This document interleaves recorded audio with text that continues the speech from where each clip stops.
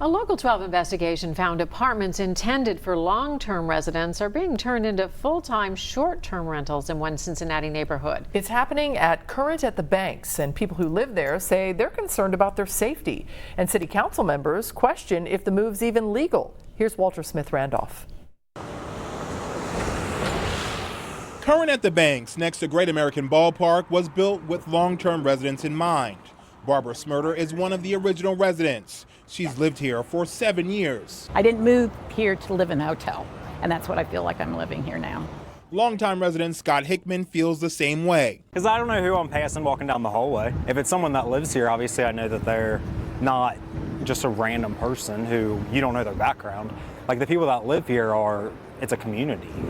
But anyone can be a part of the Current community, as long as you have an ID and a credit card. Now we don't know who's coming in and out of our building, and it's kind of scary. I mean, it's crazy. Scott pays $1,700 a month for his apartment, but when we rented an apartment here for one night, it only cost us $200. Well, if they can get it for $200, why aren't they staying at a hotel? Our listing for a 2-bedroom apartment was posted by a host supposedly named Hannah Ewing, who claims to be a Cincinnati native. But Hannah's picture is a picture of a model named Jessica Clements. This 2017 Boston Globe article says Jessica is actually from Massachusetts. Our check-in instructions clearly stated this is a residential building and warned against contacting on-site staff. That comes with a $150 fee. But next to the Current on the Bank's name is a new name, The Guild, which advertises itself as a boutique hotel. Once you're inside, you have access to the same amenities long-term residents like Scott and Barbara pay top dollar for. Right now it's touted, as you can see, luxury apartments. We don't feel like it's luxury apartments right now. I don't know who's next door to me, which is concerning because who knows what kind of background checks they do. Like everyone that lives here, to my knowledge, has a credit check, a background check, but I don't know who these people are living here for 2 days at a time. While Airbnb does verify your identification, there's no background check and no credit check. We went through the process to see what it's like. All it took was sending Airbnb our license and credit card information.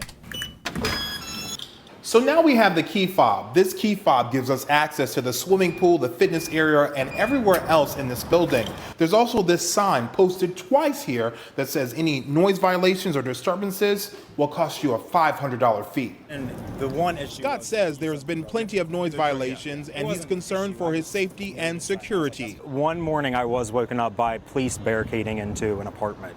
And I don't know if that was a resident or if it was part of the Airbnb system. But that did happen. Indeed, it did happen. Back in April, U.S. Marshals arrested Pierre Taylor, also known as Birdman, in an apartment here after he was indicted for allegedly distributing fentanyl and marijuana. It's unclear if Taylor was a permanent resident or renting for a few days. Police reports filed for the Current at the Bank's address list the building as a hotel. Cincinnati City Council member David Mann has worked on legislation to regulate these rentals. When you're renting a unit regularly, it starts to become like a hotel. We want to make sure that it's safe.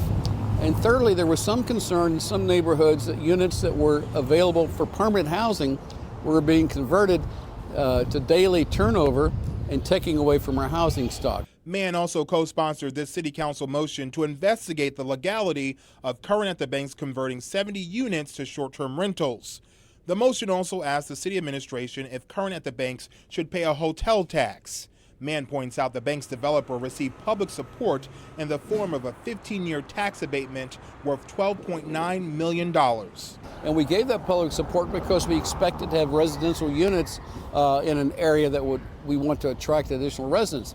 If some of those units are being used for overnight rental and we're getting a lot of transient traffic, that's very different than what we expected to achieve with our tax dollars. It's also not what Scott and Barbara expected when they signed their lease. So now they both plan on finding a new place to live. The apartment rentals and the Airbnb, among other reasons. We just want our safety. I just want to be secure. I want to be happy. We want something that's acting like a hotel to be regulated like a hotel. Walter Smith Randolph, Local 12 News.